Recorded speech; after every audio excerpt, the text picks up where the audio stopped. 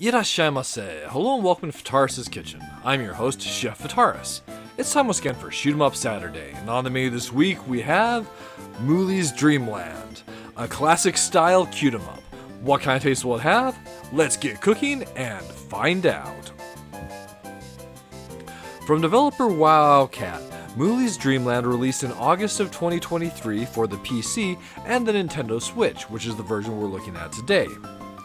This title is a challenging side-scroller in the vein of your earlier 90s shoot-'em-up. So think kind of like the Konami and the Capcom games that were coming out in that era, and you kind of have an idea of what this game is like. So if you enjoy that era of shoot-'em-ups, then I encourage you to check out this title. There is a demo on the Steam version, so you can check it out that way before you decide to buy. One thing to note though, there is a price difference between the PC version and the Nintendo Switch version. The Switch version's actually over double the price, so do keep that in mind. That said, I have enjoyed my time with the title so far, and I do feel that it's worth it, and I would recommend this one, but there are some issues there, and really that price difference for me is the biggest. I'm not sure why it exists, but it does kind of add just a little damper to the enjoyment. Anyway, with all that out of the way, here we find ourselves at the menu of the game itself. So after you start the game, we find ourselves here. And one of the things that I can say about this game is it's actually quite expansive in its content. At this point, with what I can see with how much I've played the game, there's 15 stages, and it looks like there's even an additional mode that's unlocked once you complete those. It also has an upgrade shop, and really, there is quite a bit of content here, even at a slightly higher price point on the Nintendo Switch. So, one thing to note, the UI, at least to me personally, has been pretty frustrating to get used to. So, as you move the cursor around, it kind of just pulses the particular icon that you're over. There's no highlighted area or other indication that that's the particular item you're over, and at least using the UI itself, that's been frustrating. In addition to that, it doesn't matter if I'm using digital or analog, the whole UI feels floaty, so when you're in the menu, that's definitely something that's been frustrating me. Starting the game, we'll start with the very first stage, Cat Hell 1. So this does have some upgrade elements. At this point, we're actually significantly stronger than the base version of the game. We have more lives, and we'll also start with some of shots powered up from previous ones. So if you've upgraded your shots, or if you've finished stages with a higher level on a power for your particular shot, then that persists for the next time you start a stage. So there is kind of a persistent upgrade system to the game itself, and that's part of it. So this is most of the time it's your standard side-scrolling shoot-'em-up where you're scrolling from left to right. And as far as what we have from an attack perspective, there's actually quite a bit of variability with our attacks. So we have our main shot. And the main shot itself has 3 different forms. So we've got the light bullet, which we're using right now. Then there's also the fireball. And last, there's the projectile, which is kind of arcing shot. In addition to that, we also have a melee attack, and the melee attack is useful for a couple things. A, it deals more damage than your base shot, but B, it also will cancel out green bullets and absorb them as energy for our special attacks. In addition, there will occasionally be enemies like this where you've got a green shield, and that will ultimately destroy that shield, thus allowing us to take out the particular boss, in this case our mid-stage or mini-boss. We also have 2 special attacks, and there are some variability here that we can change in the shop, and we'll kind of show that between stages. But the energy that we get from canceling the green bullets is used to power that. In addition to canceling the green bullets to get that energy, defeating some enemies will occasionally give us that particular energy, you can sometimes see that there'll be a green orb that flies up into the top left. And our energy is the green meter. We also have hearts, and then off to the left you see the number of lives we have as well. You'll always start each stage with 2 lives, and then the number of hearts you have are the hits you can take for that life. There are no continues for the stage itself. If you lose all your lives, you'll be dropped back to the main menu. So we're just about at the end of the first stage here, so we can show off one of the other really cool elements. So first off, let's go ahead and swap shots to the fireball, as I do like to use this against bosses. You can just see in the top right there how the boss's health bar is melting. This is admittedly the first boss. But we also have a super mode. If you have more than 10 or more energy, you can activate super mode, and it will go and basically power up your shot, make you invincible, and last as long as there's still energy in the bar itself. So if you've got like 10 energy, it'll last that amount of time. 15, it'll last a little bit longer. And if you pick up additional green energy while you're in that super mode, it will extend the length of that, which is pretty neat. Anyway, that was the end of stage 1. There's no status screen or anything, just kind of like a yay, victory, and then we're dropped back to the main menu. So over here on the left, we have this icon, which is the ferret face. This is our shop. Going into here, we can do a couple different things.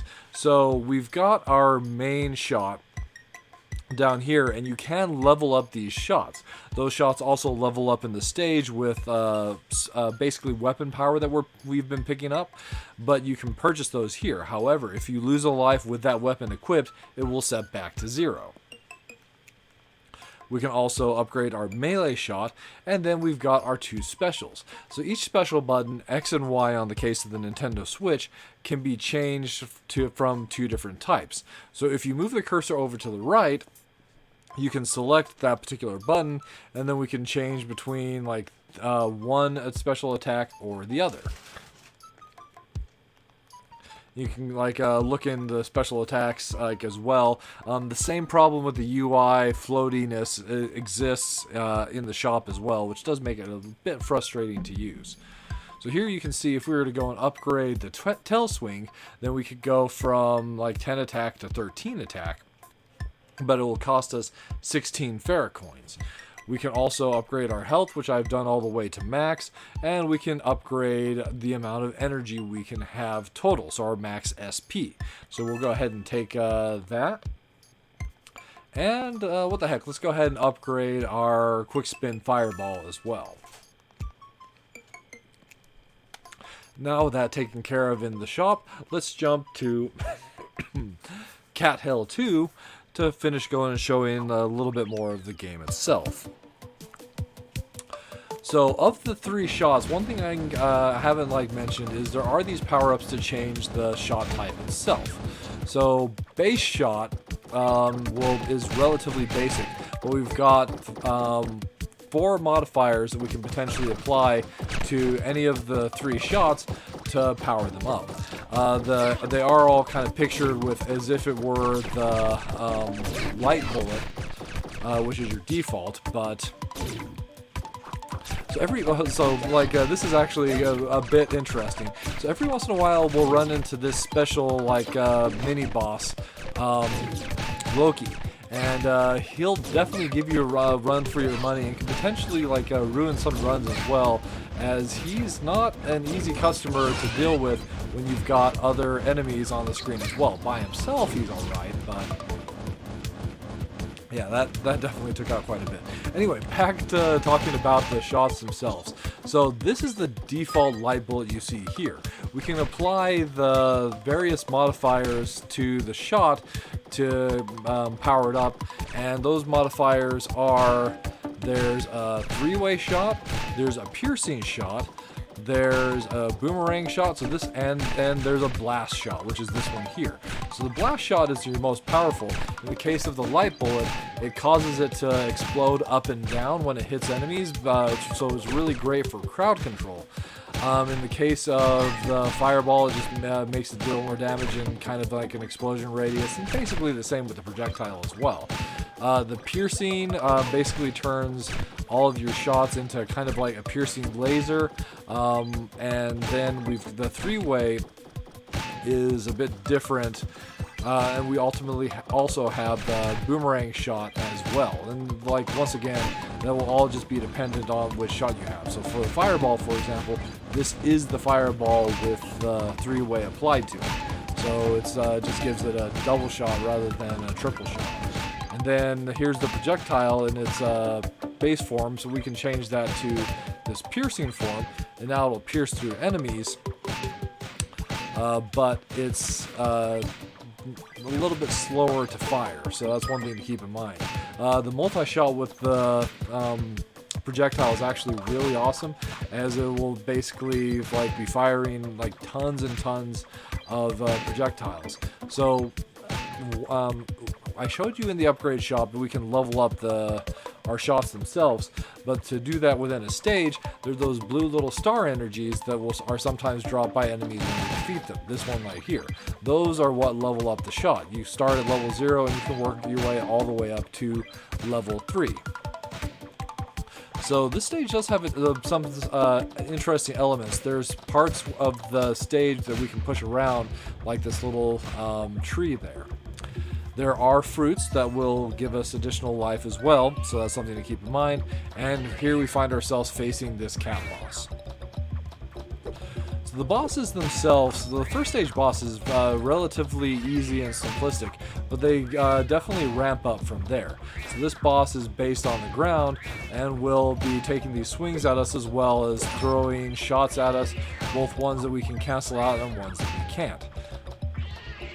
As the enemy goes and loses more life, there's a pretty high likelihood that they'll change modes.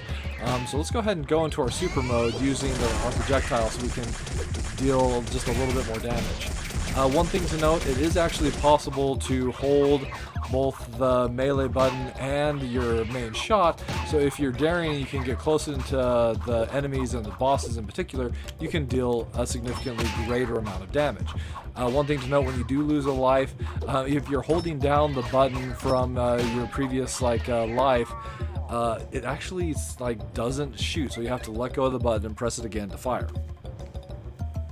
One problem though is the buttons are fixed, so here's like an ability that's come up after fighting Loki in that stage. We can go and specifically challenge Loki himself, that special boss that sometimes pops up. So the buttons are fixed. It's not possible to change or customize them, which is a little bit of a bummer. At any rate, that is Moolii's Dreamland served up for your enjoyment. As far as the minus flavors, so the UI is really the thing that frustrates me the most. Just trying to go and navigate it and the shop is just an exercise in frustration, and I don't necessarily appreciate a game that does that. In addition to that, one thing that is a problem with the game itself is there's an element of randomness to the enemies or rather what the enemies drop. So sometimes we'll be getting drops from enemies like health pickups and the ferret coins, but other runs will get unlucky and receive absolutely none of that.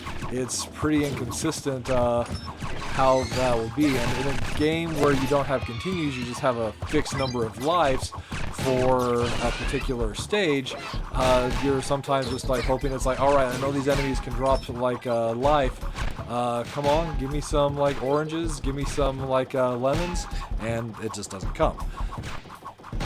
And then, as I mentioned in the beginning of the video, the price difference between the Steam version and the Nintendo Switch version just kind of baffles me that it's that high. I wouldn't necessarily mind a bit of a difference, but when you're talking more than double the price, it's just, I don't know, feels a little shady, predatory for the console users.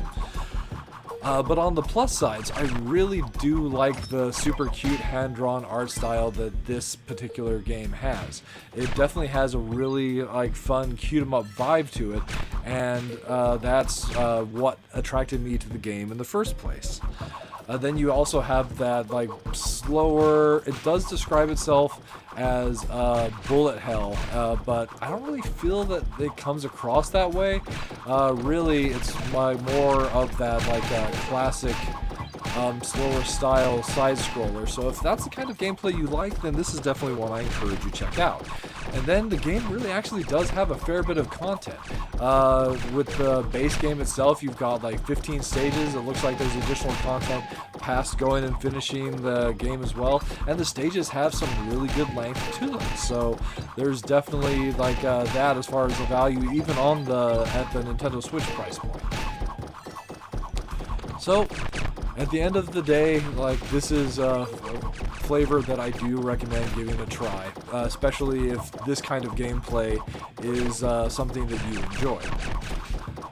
Alright, that'll just about wrap it up for this week's episode of Shoot 'em Up Saturday. As always, I want to thank you so much for joining us. I hope you have a wonderful week, and we look forward to seeing you again next time.